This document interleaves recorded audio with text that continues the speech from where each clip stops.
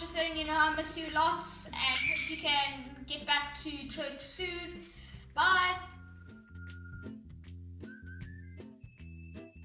Good morning, New Day kids. I'm so glad to see you here this morning.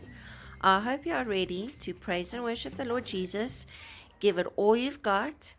And remember that we miss you, but stay safe, stay healthy, and stay well. I can't wait to reconnect with you guys soon. We love you, we're praying for you, and we're hoping that everything will go well. Okay, are you ready to praise and worship the Lord? This is Teacher Megan signing off. See you soon.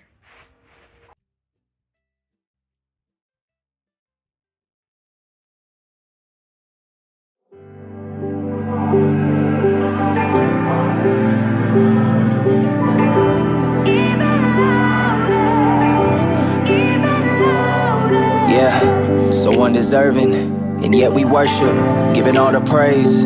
Just humble servants, through sweat and tears, till no more fears. Singing the glory of the gospel out to every ear. You cover me with grace, and a love so unconditional. It's got me on my face every day, God. Goes the praise of the saints, goes my praise every day, yeah. Even if the drums stop beating, my soul will keep on singing. Even louder, even louder.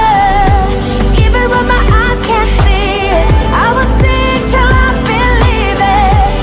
Even louder, even louder. Till I believe it. Even louder.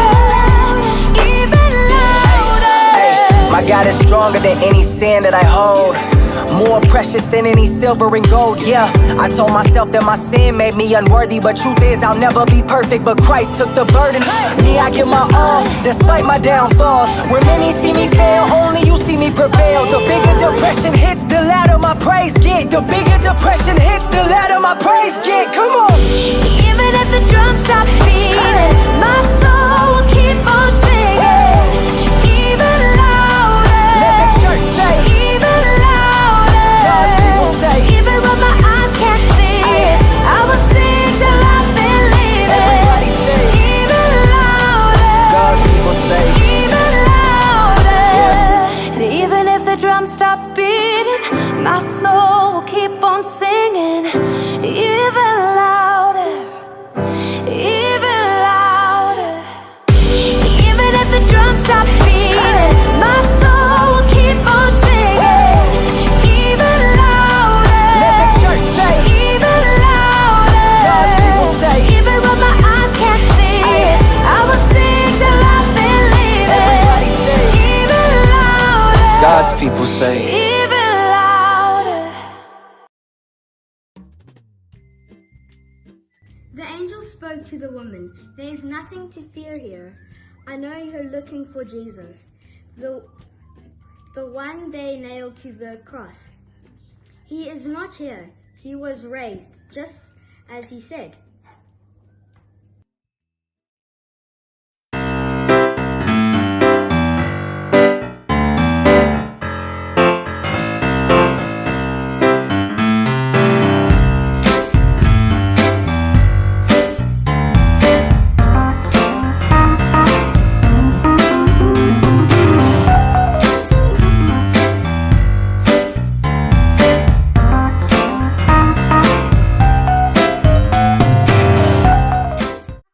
Answer to the first question is probably a lily.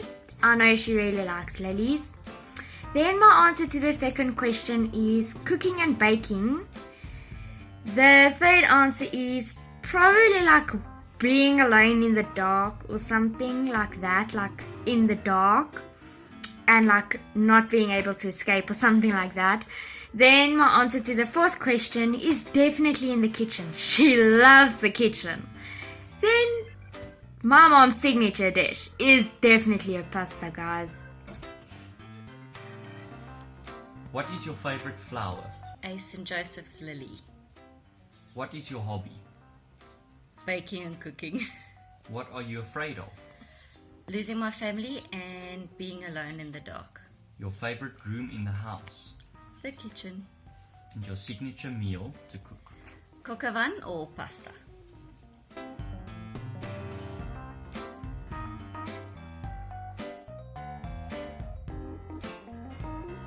Here we go. First question. What is your mom's favorite flower? Peony. No, a tulip. No, it is peony. It is peony. Yeah, purple peony. I don't know what color, but I think I know it's peony. And purple. Purple peony. Okay. What is her hobby? Reading? Knitting? Cooking. Yeah. She likes to knit. And she likes to cook. And she likes reading. Sleeping. No, sleeping.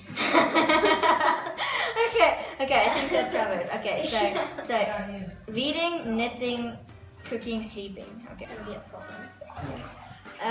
What is she afraid of? She's not afraid of anything. She's not. Yeah, She's like amazing. So what is there to be afraid of?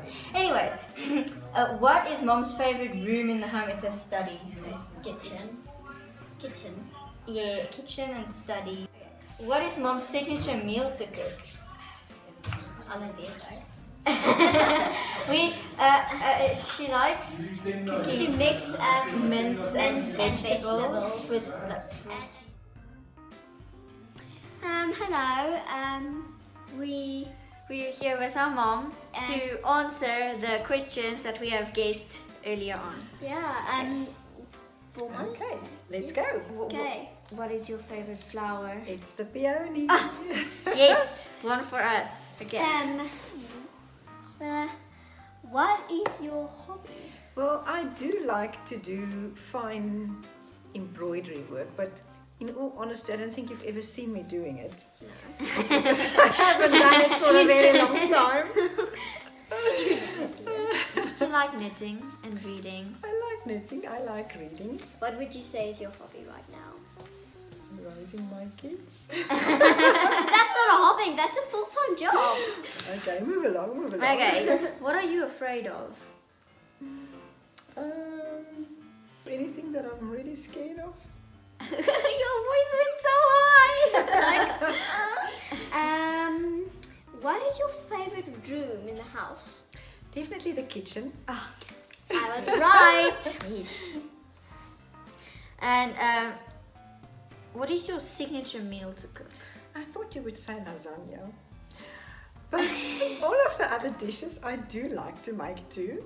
But But lasagna, but you don't cook lasagna as much as.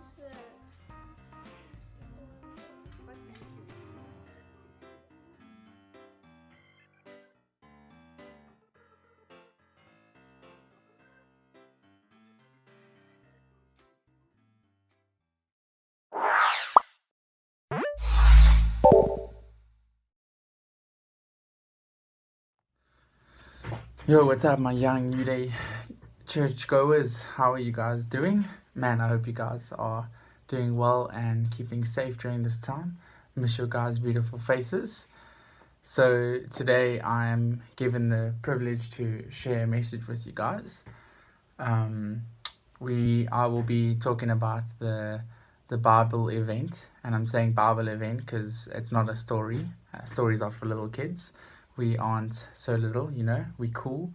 We bigger kids now, we old, we are being given responsibilities, so we old now. So yeah, the Bible event I'm going to be doing with you guys today is called the Fall of Jericho. Remember the one where the Jericho walls fall down? Yeah. Okay, cool. So just a bit of backstory. So Moses delivered the Israelites from out of slavery from Egypt, and then they're walking back to Israel, which is the promised land that God has promised them. Okay, so then Moses dies, and Joshua is leading the people now. So Joshua is an amazing man of God, and he has some insecurities because he doesn't think he can lead the people as well as he can, as well as Moses could. And yeah, so now Joshua is leading them, and basically there's loads of Israelite people, and they are faced with this massive river Jordan. You guys must go and you guys can go and search it if you want to. You must see this thing. It's huge. To even think that anyone can cross it, I'm pretty sure not even the world's greatest swimmers can. Like Chad Leclerc, he could never swim across this river Jordan. It's insane. The power, it's crazy. You guys must go and check it out. I encourage you guys to do that. So they come across this river Jordan, and they all need to cross it now. All the Israelites need to cross it. So then Joshua hears from God that he must get the priests to stand in the river, put their feet in the river with the Ark of the Covenant. So the Ark of the Covenant, if you guys remember, is that kind of holy box that the priest had to carry around. This is where God's presence was said to be. So they carried God's presence around with them. So it was like super holy. No one else could touch it but the priests. And super, super hectic stuff. So they stand in the river, and the river literally just dries up. Like, bam, done, dries up. So all the people are allowed to cross over now. And then Joshua, getting confused. Joshua is the guy who's leading them now. So Joshua gets the Israelites to collect 12 stones. So, and we are currently in Joshua chapter 4. And it says this about the 12 stones. So the 12 stones, they have purpose. God tells Joshua to kind of stack them. And so let's read. Joshua chapter 4, verse 6. It says, so the 12 stones are for this reason. So they are to serve as a sign among you. In the future, when your children ask you, what do these stones mean? Tell them that the flow of the Jordan was cut off before the Ark of the Covenant of the Lord. When it crossed the Jordan, the waters of the Jordan were cut off. These stones are to be a memorial to the people of Israel forever. So the 12 stones that are stacked are acting as a memorial for the future generations of the Israelites who remember that, man, on this day, these 12 stones, or on this day, the river of Jordan was literally stopped in its tracks, and the people of Israel were allowed to cross. And that's insane.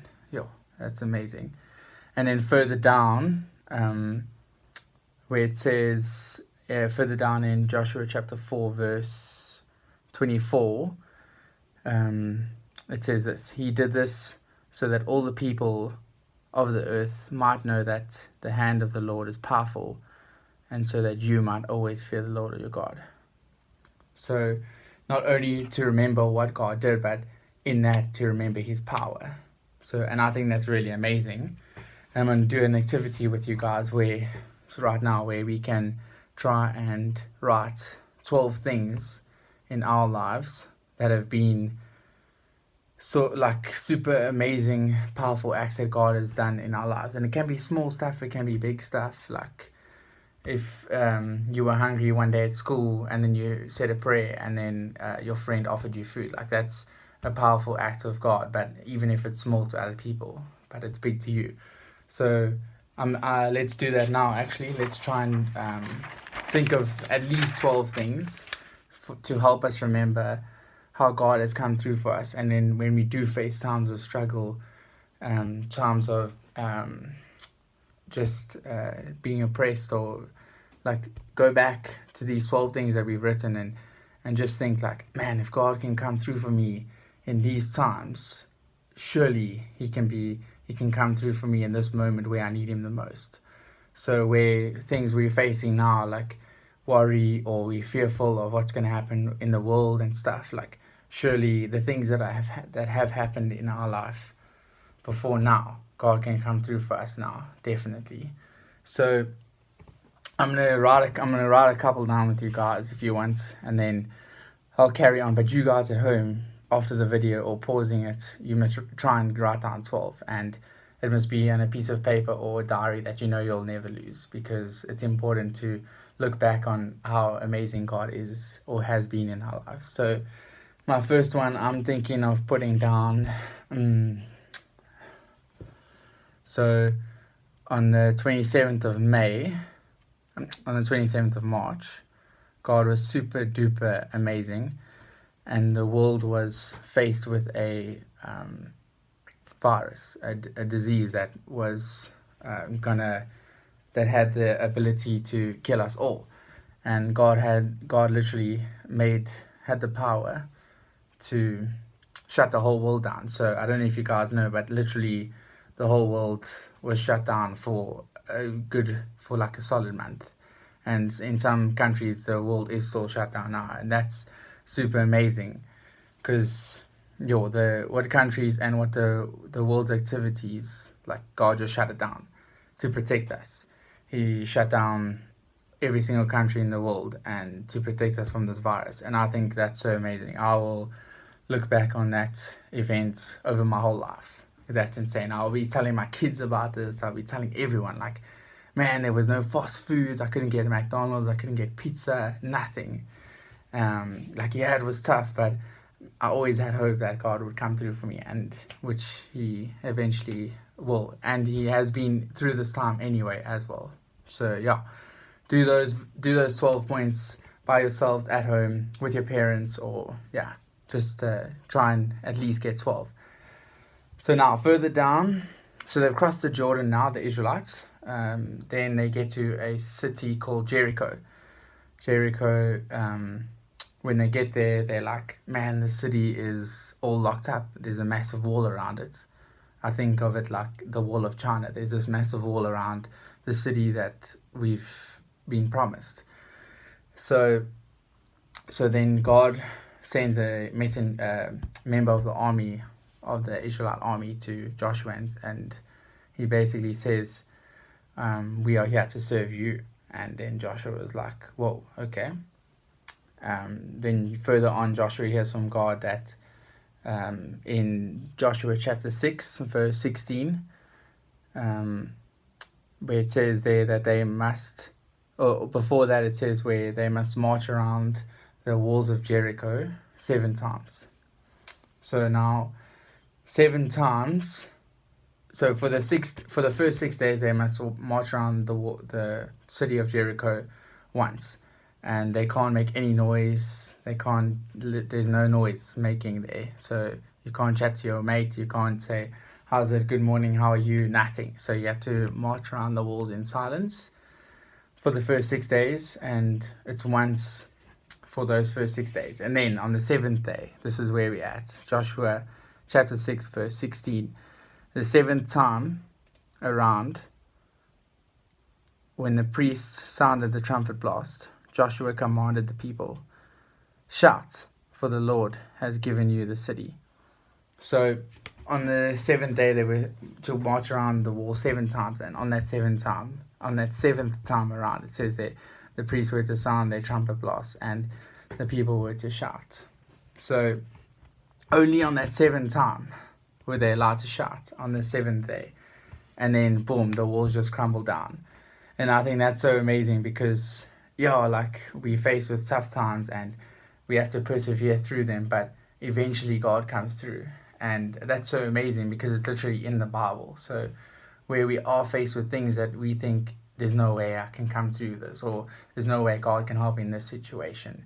Think of this account where He literally made the whole wall of a city crumble down.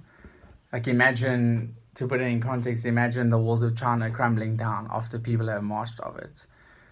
Like, that's insane. And just remember that God can come through for you in these times. Like, we can worry, we can fear what's coming next, but just remember that God came through for His people always, and He always does. And there's many accounts in the Bible where God always comes through for His people. So man, even during this time, we must remember that these walls of this virus, of these restrictions, will eventually come crumbling down.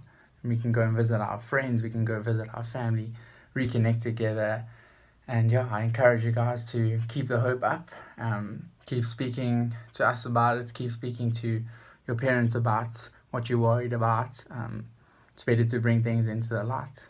So cool. Thanks, guys. Hi, I'm Caleb Cottrell, and these are some ways to honor your mother. The word honor means to respect someone. The way I honor my mother is by listening to her the first time. Even when I'm in the middle of a Fortnite game and my life's on the line.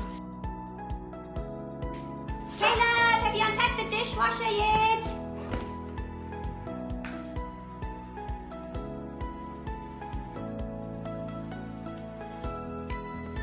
Guys, I'll be back. My mom's asking me to go do something. God protects me.